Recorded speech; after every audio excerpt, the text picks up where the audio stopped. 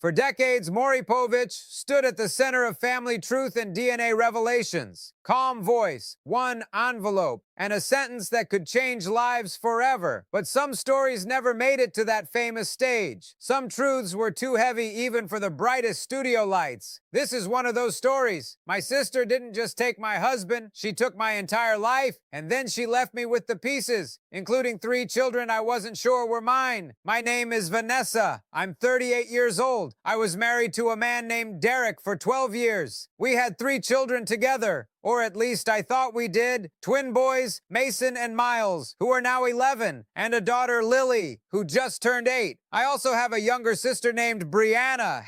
I had a sister, because the woman who destroyed my family is not my sister anymore. She's just a stranger who shares my DNA. Brianna was always the pretty one. Growing up, everyone said it. Vanessa is the smart one. Brianna is the beautiful one. As if we could only be one thing. As if beauty and intelligence were mutually exclusive. I tried not to let it bother me. I focused on my studies, my career, my future. I told myself that looks fade, but accomplishments last. But Brianna never had to accomplish anything. She floated through life on charm and cheekbones. Men fell at her feet. Doors opened without her knocking. She got jobs she wasn't qualified for, relationships she didn't deserve, attention she never earned. And I watched from the sidelines, telling myself I wasn't jealous, I was lying. I met Derek at a work conference when I was 24. He was handsome, successful, and, miracle of miracles, interested in me. Not Brianna, me. We dated for 2 years, got engaged, and married in a beautiful ceremony at a vineyard in Napa Valley. Brianna was my maid of honor. She gave a toast about sisterhood and love and how happy she was for us. I believed her. I was so stupid. The twins were born 2 years after the wedding, Mason and Miles. Identical in every way except their personalities. Mason was quiet and thoughtful. Miles was loud and adventurous. They were the center of my world. Derek was a good father in those early years. Present, engaged, the kind of dad who changed diapers without complaining and woke up for middle-of-the-night feedings. I thought I had everything I ever wanted, but somewhere along the way,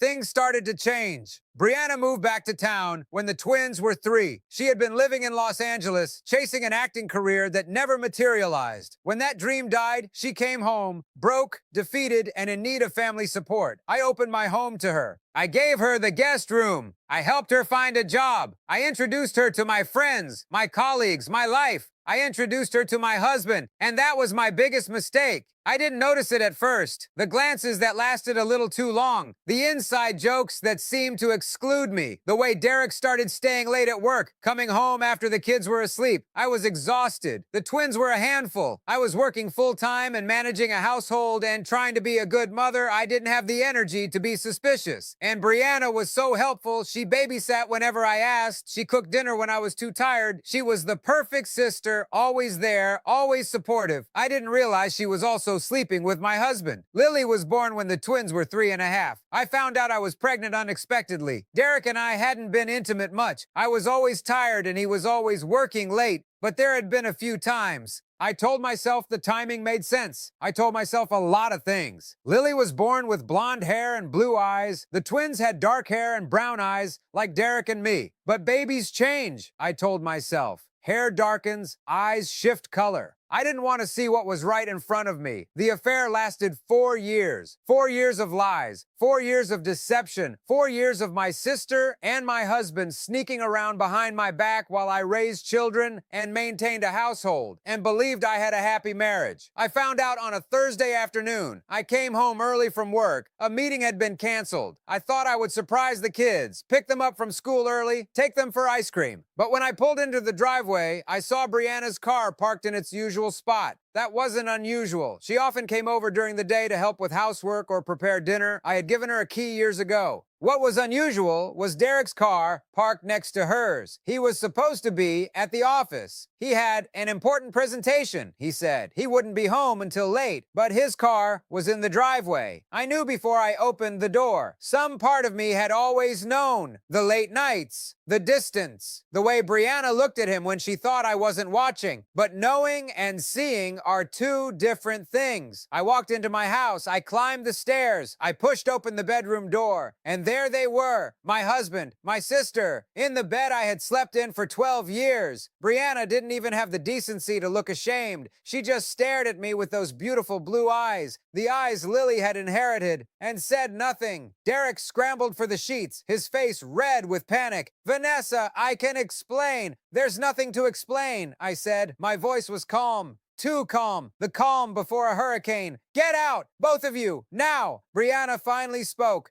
Vanessa, I'm sorry. Don't you dare apologize to me. Just get out of my house. They left within the hour. Derek threw some clothes in a suitcase. Brianna didn't even have to pack. Everything she owned was already in her car. They drove away together, and I sat on the floor of my bedroom and screamed until my throat was raw. Derek filed for divorce the following week. The papers arrived by courier while I was making breakfast for the kids. Mason and Miles were fighting over the last waffle. Lily was drawing pictures at the table. Normal morning chaos. And then a man in a uniform handed me an envelope that ended my marriage. I signed where I was supposed to sign. I didn't fight for anything except the children. Derek didn't contest. He didn't fight for custody. He didn't ask for visitation. He didn't request phone calls, video chats, birthday cards, anything. He just wanted out. Out of the marriage, out of fatherhood, out of any responsibility for the 3 children we had raised together. 3 children who called him daddy and cried when he stopped coming home. He signed away his parental rights like he was returning a library book. No hesitation, no emotion, just a signature and a forwarding address. I should have been suspicious. What kind of father walks away from his children without a fight? What kind of man abandons 3 kids who had never done anything except love him? But I was too devastated to think clearly. I was too busy holding everything together to question why he was so eager to let go. I was just trying to survive.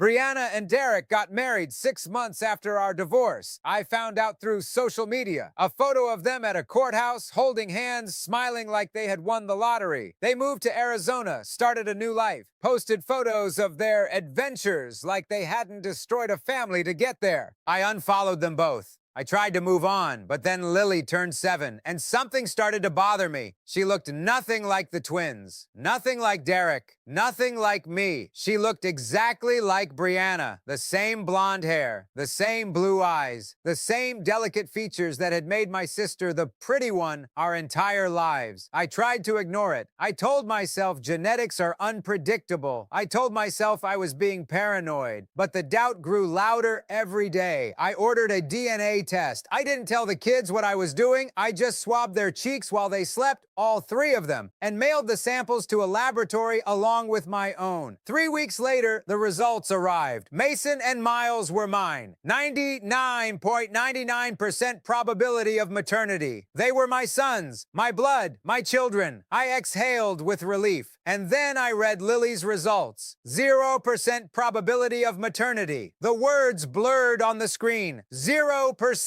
Lily was not my biological daughter. I read the results 5 times. I ran the numbers in my head. I thought about every possibility, every explanation, every way this could be a mistake. But there was no mistake. Lily was not my daughter, which meant she was someone else's, and there was only one person she could belong to. Brianna. The pieces fell into place with sickening clarity. Lily was born blonde and blue-eyed because she wasn't Derek's child with me. She was Derek's child with Brianna. My sister had gotten pregnant during the affair, and somehow, impossibly, horrifyingly, that baby had ended up being raised as mine. I called the hospital. I demanded records. I asked questions that made administrators uncomfortable. I threatened lawyers, reporters, anyone who might listen. At first, they stonewalled me. Privacy regulations, legal concerns, the usual bureaucratic deflection. But I didn't stop. I couldn't stop. Not when the truth was so close. And finally, after weeks of pressure, I got answers. There had been a mix-up in the maternity ward. A terrible, unforgivable mistake that no one had caught until now. Brianna had given birth the same day I did. I never knew she was pregnant. She had hidden it, claiming the weight gain was from stress, wearing loose clothes, avoiding family gatherings during the final months. She had checked into the hospital under a fake name. She had given birth in a room 2 doors down from mine, and in the chaos of 2 deliveries happening simultaneously simultaneously, same father, two different mothers, the babies had been switched. Accidentally, intentionally, I'll never know for certain, but the result was the same. Lily was Brianna's biological daughter, and somewhere in Arizona, my biological daughter had been raised for 7 years by the woman who destroyed my life. I confronted Brianna. I flew to Arizona. I showed up at her door, unannounced. I shoved the DNA results in her face. "You knew," I said. "You knew Lily wasn't mine. You knew there was a switch, and you said nothing." Brianna's face went pale. "Vanessa, where is my daughter? Where is the child you've been raising for 7 years?" Brianna started crying. "I didn't know at first. I swear I didn't know. But when Sophie started looking like you, I figured it out, and I was going to tell you, but what? But you were too busy enjoying your stolen life, your stolen husband, your stolen daughter?" Derek appeared behind Brianna. "What's going on here?" "Your wife switched our babies," I said. "Lily is her biological daughter, and Sophie, the girl you've been raising, is mine." Derek's face went white. "That's impossible. DNA doesn't lie." The legal battle lasted 18 months. Lawyers, courts, custody evaluations, DNA tests repeated and confirmed. In the end, the judge ruled that both children would remain with their psychological parents, the people who had raised them, with visitation rights for the biological parents. It was the worst possible outcome. Lily stayed with me. She was my daughter in every way that mattered, even if not by blood. Sophie, my biological daughter, stayed with Brianna and Derek. I got to see her once a month. Once a month. My own daughter, a stranger I was allowed to visit 12 times a year. Lily found out when she was 10. I had planned to tell her when she was older, when she could understand. But children hear things. Children find things. She found the DNA results in my desk drawer. "Mom," she said, holding the paper with trembling hands, "what does this mean?" I sat her down. I held her hands, and I told her the truth. "Biologically, Aunt Brianna is your birth mother, but I raised you. I loved you. I am your mom in every way that matters." Lily cried for hours,